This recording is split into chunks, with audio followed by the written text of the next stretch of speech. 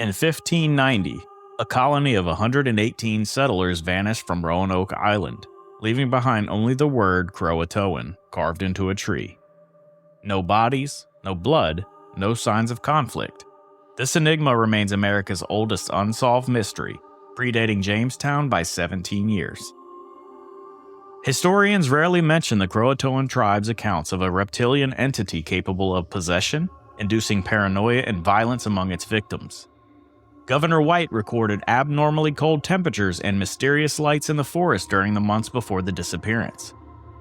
Tonight, on Midnight Signals, we explore the possibility that these colonists face something beyond our understanding, a force that breached the boundary between our world and realms unknown. Good evening, fellow wanderers of the night, and welcome back to Midnight Signals. I'm your host, Russ Chamberlain, and tonight we continue our journey into shadows of America's first mystery. Have you ever noticed how certain words seem to carry power within them? How some phrases, when spoken, send an involuntary chill down your spine? One such word has whispered through centuries, appearing at moments when reality itself seems to tear. This haunting syllable, Croatoan, echoes throughout history's most perplexing disappearances, connecting seemingly unrelated incidents across time. Edgar Allan Poe spent his final days in delirium at Washington College Hospital in 1849, repeatedly uttering this word with disturbing clarity before his death. Decades later, notorious stagecoach robber Black Bart vanished from his locked San Quentin cell, leaving only that mysterious word etched into his wall. Prison records reveal he had recently requested books about early American colonies.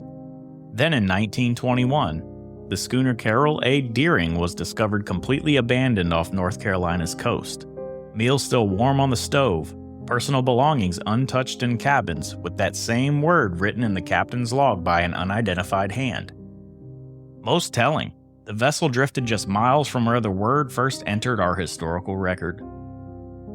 These incidents form a constellation of mystery around a single point in time, 1590, when Governor John White returned to Roanoke to find the colony empty, with only Croatoan carved into a post.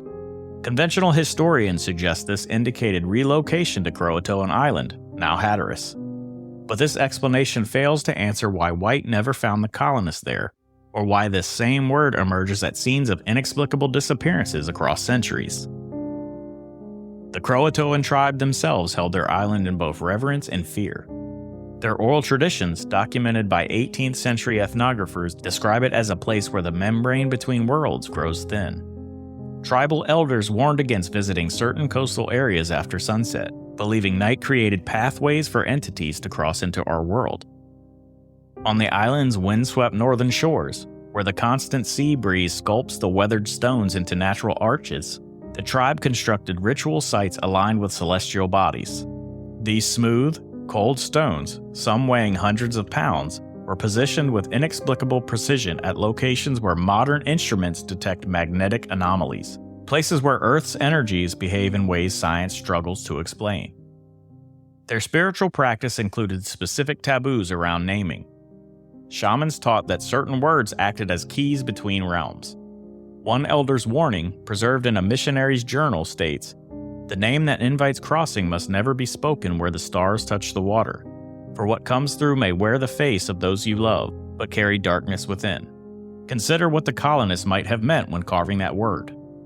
Were they simply indicating their destination, or were they documenting something far more terrifying, naming the force that was consuming them?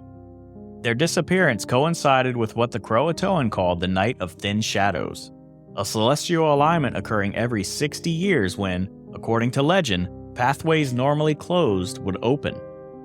Modern geological surveys reveal Hatteras Island sits at a convergence of electromagnetic anomalies, temperature fluctuations, and gravitational inconsistencies, conditions that some physicists theorize might mark boundaries between dimensions.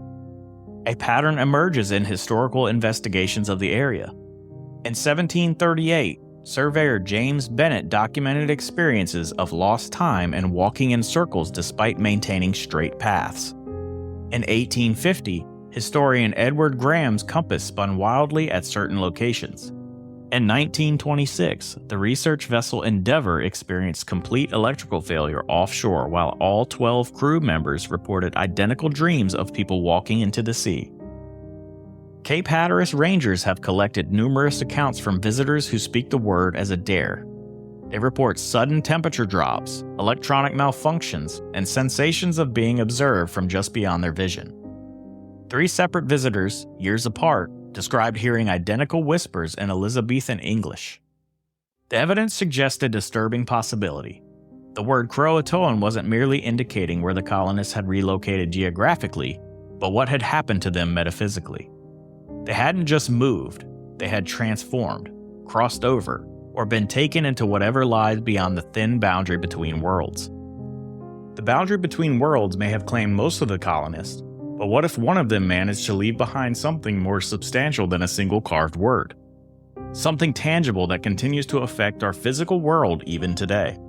In 1937, nearly 350 years after the disappearance, a tourist named Lewis E. Hammond made an unexpected discovery while traveling through North Carolina.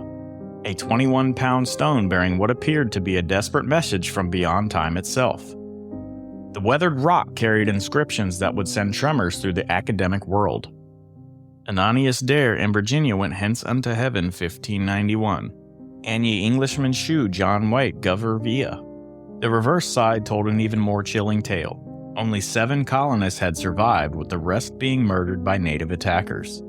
Most significantly, it was signed E.W.D., Eleanor White Dare, mother of Virginia, wife of Ananias, and daughter of Governor White himself. Hammond brought his discovery to Emory University, where historians and linguists examined what might be the only authentic testimony from a Roanoke survivor. The stone surface displayed centuries of weathering, with mineral deposits embedded in the carved letters suggesting genuine aging. The inscription used language and abbreviations consistent with Elizabethan English. The Dare stone occupies a unique position in a sea of frauds. Following its discovery, 47 additional stones emerged, each claiming to continue Eleanor Dare's narrative. These subsequent stones were quickly exposed as obvious forgeries, yet Hammond's discovery remains in academic limbo. Neither definitively authenticated nor dismissed. It exists in the same state of uncertainty as the colonists themselves. Dr. Haywood Pierce, who studied the stone, observed, "While I cannot claim the first stone is authentic beyond question, it does not contradict any known historical facts at the time of its discovery. This stands in stark contrast to the forgeries that followed, which contain numerous historical inaccuracies, revealing their fabricated nature.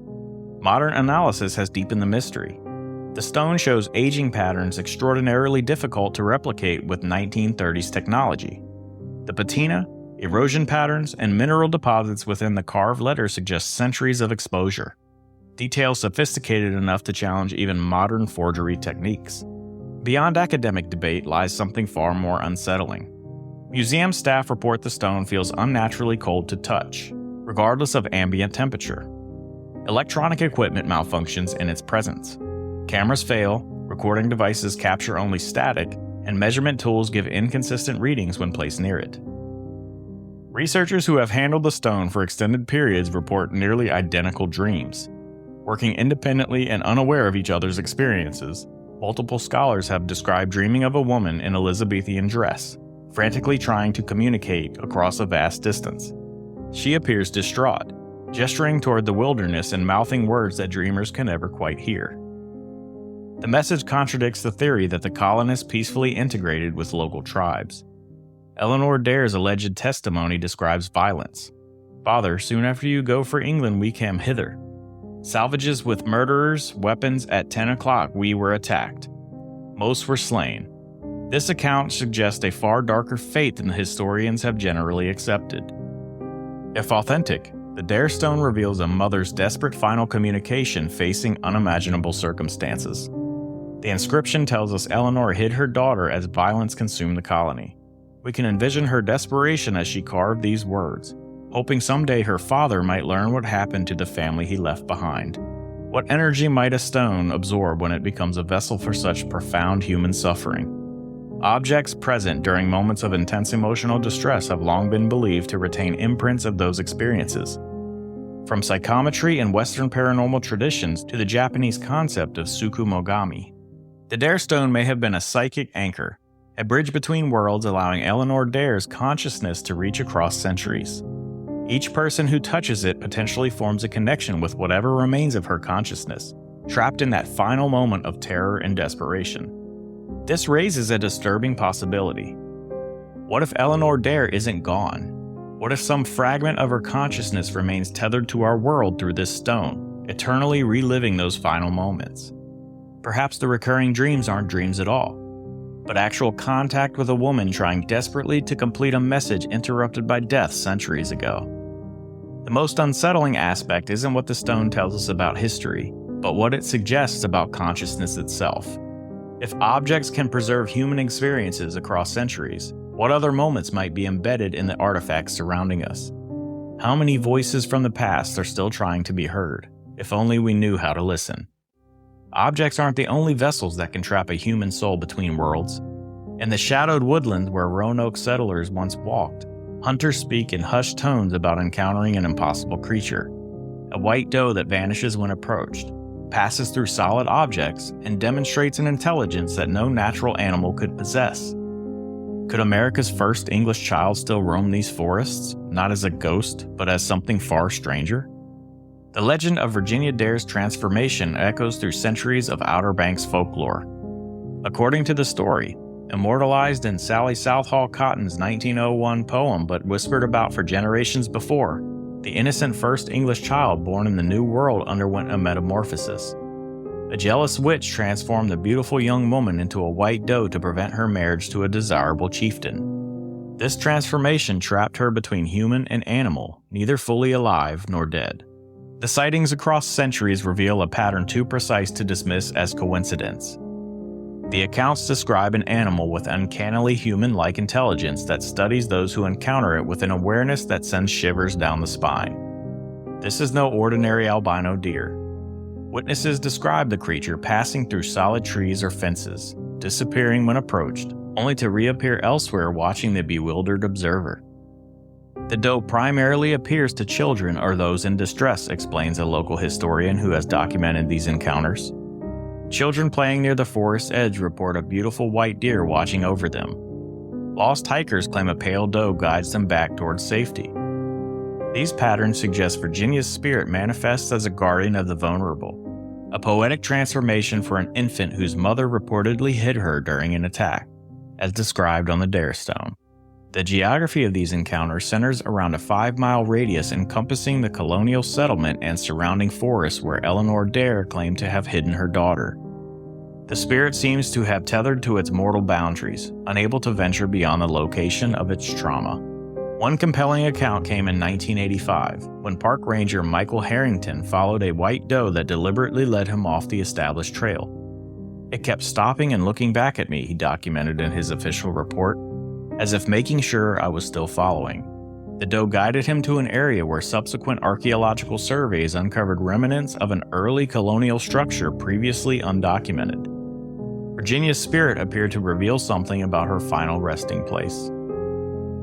The descriptions remain remarkably consistent across centuries. The doe is pure white without markings, larger than a typical female deer, with eyes described as knowing or human-like. Hunters report raising their rifles only to find themselves unable to pull the trigger, overcome with the sense that doing so would be tantamount to murder. Others who attempted to shoot the doe claim their weapons jammed or misfired, working perfectly when aimed elsewhere. Native American spiritual traditions from these lands offer context for Virginia's fate. Their beliefs frequently speak of souls caught between worlds taking animal forms, particularly those who died violently or with unfinished business. The traumatic circumstances of Virginia's disappearance would create precisely the conditions for such a spiritual limbo. A child hidden during a massacre, perhaps never finding proper burial or peace. The doe's appearances follow purpose rather than a random haunting.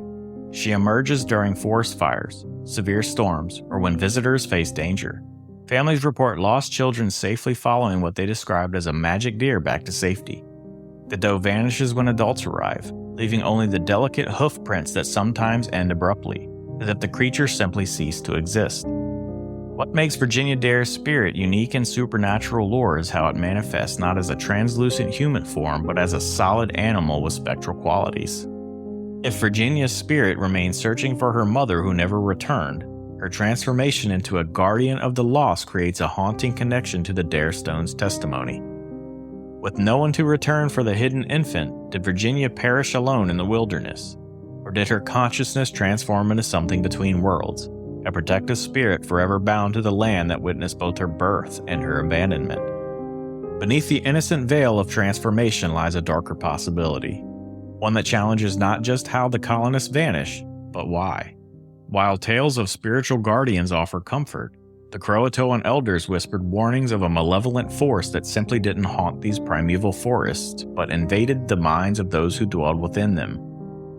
What if the colonists' fate wasn't sealed by starvation or conflict with native tribes, but by an entity that turned them against each other and ultimately against themselves? Early explorers' journals contain references to these warnings. Cryptic mentions of the sickness that changes eyes and steals minds, described by Croatoan shamans. These accounts were largely dismissed by European historians as primitive superstitions, filed away and forgotten in favor of more conventional explanations. Yet these dismissed warnings may hold the key to understanding why an entire settlement would methodically dismantle their homes and disappear without a trace. The Croatoan speak of the reptilian devil of the woods, an invisible presence that attaches itself to humans, gradually taking control of their thoughts and actions. The entity possessed its victims, transforming ordinary people into vessels for its influence. The possessed could be identified by their eyes, which became subtly different in a way that was difficult to articulate but unmistakable to those who witnessed it. The legend aligns disturbingly with documented behavioral changes among the colonists. Reports from neighboring tribes indicated escalating paranoia within the Roanoke settlement before their disappearance. Witnesses described colonists becoming increasingly suspicious of one another, engaging in heated arguments over trivial matters, and exhibiting uncharacteristic aggression. While typically attributed to isolation and dwindling supplies, the Croatoan explanation suggests a more sinister influence. According to tribal beliefs, this malevolent entity thrived on negative emotions. It would attach itself to a vulnerable individual experiencing fear or despair, then use that person to create discord within the community.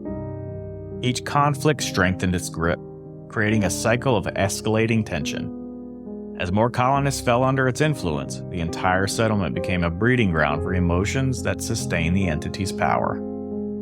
The Croatoan developed specific rituals to detect the entity's presence, arranging stones in patterns that would become unnaturally cold when the entity approached. They also used primitive mirrors made from polished obsidian or still water, which revealed subtle distortions when reflecting the faces of the possessed. These detection methods echo across independently developed cultures, suggesting a universal human intuition about reflective surfaces revealing hidden truths. The symptoms of possession described by the Croatoan mirror the colonists' final known actions with chilling precision. The first sign was persistent insomnia with disturbing dreams.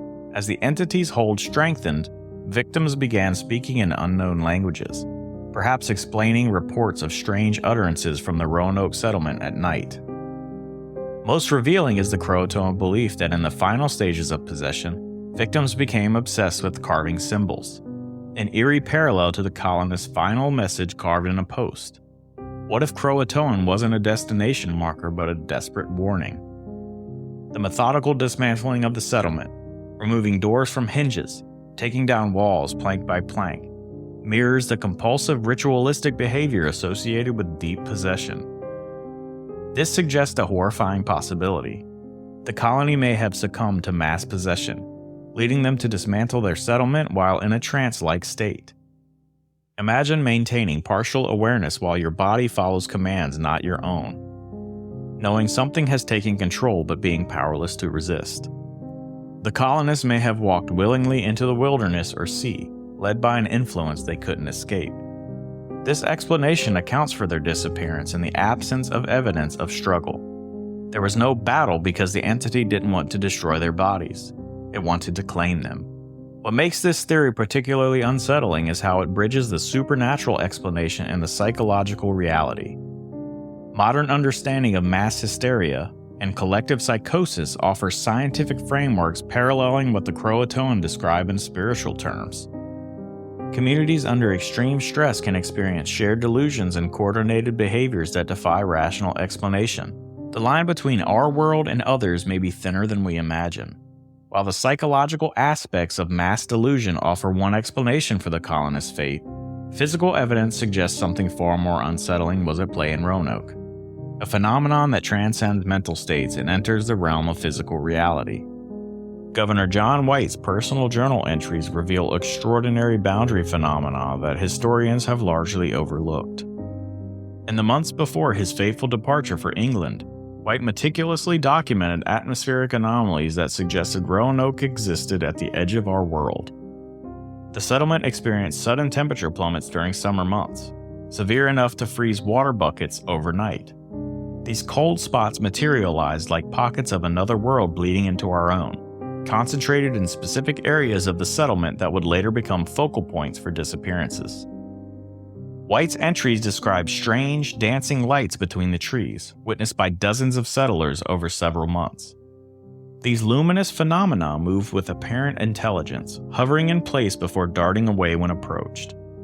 The colonists described walking through these areas as stepping through an invisible curtain, where sounds would momentarily muffle and the air would change texture against their skin. Modern paranormal researchers recognize these precise patterns. Unexpected cold spots combined with unexplained luminescence as classic harbingers of what they call boundary events, where the membrane between dimensions temporarily weakens. Roanoke Island's unique geographical positioning makes it susceptible to such phenomena. The island sits at a convergence point where opposing ocean currents collide and magnetic fields exhibit measurable fluctuations. These natural conditions create what indigenous peoples recognized long before European arrival as a thin place, a location where our world barely maintains its separation from others. The Croatoan weren't speaking metaphorically. They were describing a physical reality they had observed through generations. During the final documented months before the colony's disappearance, a rare planetary alignment positioned Jupiter, Saturn, and Mars in a configuration that ancient cultures universally regarded as moments when boundaries between realms could dissolve. This cosmic alignment coincided precisely with the time frame of the colony's vanishing, suggesting causation rather than coincidence.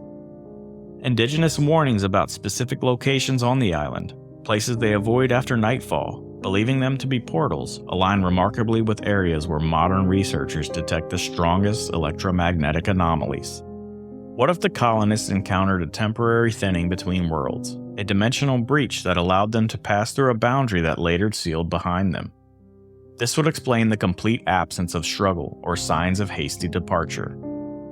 The careful dismantling of their settlement suggests not preparation for relocation, but a deliberate crossing over, taking with them what they could carry to a place they could not return from.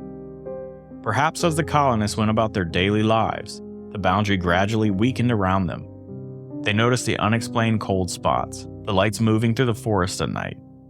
As the planetary alignment reached its peak, the boundary became so permeable that crossing between worlds became as simple as walking through an invisible doorway. This dimensional boundary theory explains why no trace of the colonists was ever found despite extensive searching. If they had relocated inland or been assimilated into native populations, some archaeological evidence would eventually have emerged. Instead, they vanished completely, as if stepping out of our reality. The word Croatoan carved into the post takes on a new meaning, not just as a location marker, but as a warning about the boundary's nature. The colonists' behavior before disappearing, their careful disassembly of structures, the absence of panic, suggests they were experiencing something gradual rather than sudden, something that allowed them to prepare for a journey they somehow knew was coming. In 2012, the quiet sands of Hatteras Island surrendered a secret that had remained hidden for centuries.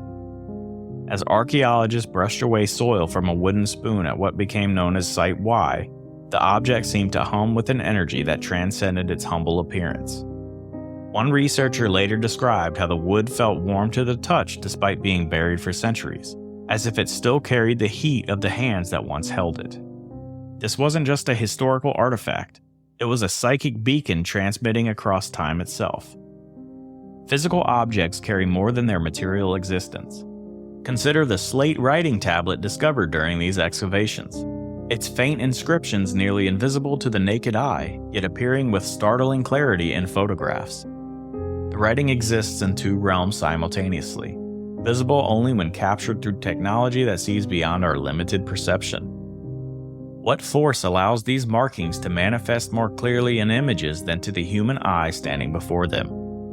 The excavation team at Site Y experienced phenomena that defied conventional explanation. Equipment failed without cause. Battery-powered devices drained inexplicably. Most disturbing was the persistent sensation of being observed from just beyond the periphery of vision. One archaeologist described it as feeling watched by the eyes that somehow existed centuries ago, yet remained fixed on our every movement. The team's journals document these occurrences with scientific precision, attempting to rationalize experiences that refuse to be contained by reason. These discoveries align with ancient concept of psychometry, the notion that objects absorb and retain energetic imprints from powerful emotions and experiences of their owners. This phenomenon appears with surprising consistency across cultures throughout history. When we touch these memory-infused relics, we inadvertently access these imprints, creating a bridge between past and present, between those who vanished and those who seek to understand their fate. Museum curators who have handled Roanoke artifacts report consistent emotional responses. A conservator at the North Carolina Maritime Museum described uncontrollable tears while cleaning that simple wooden spoon recovered from Site Y. "I felt overwhelming grief," she reported. "Not my own grief, but something ancient and desperate flowing through me." She had no knowledge of the object's provenance before handling it. Yet later research revealed it matched construction techniques used by Roanoke colonists. Equally remarkable are the shared impressions reported by sensitives who have independently handled these temporal anchors. Without knowledge of each other's experiences, they describe identical scenarios: a hurried departure under cover of darkness, paralyzing fear directed towards something moving within the forest, and a desperate journey towards water. One psychometric reader held a pottery fragment and immediately described small family units preparing food stores for a journey they knew would be dangerous. This matched archaeological findings at Site Y, where the artifact arrangement suggested food preparation by individual families rather than communal efforts. The artifacts themselves exhibit behaviors that challenge our understanding of physical reality. A clay pot in temperature-controlled storage dropped 15 degrees below ambient temperature, then return to normal without explanation. Most unsettling are the accounts of objects that appeared to change position when unobserved, as if attempting to communicate through movement what they cannot express through sound.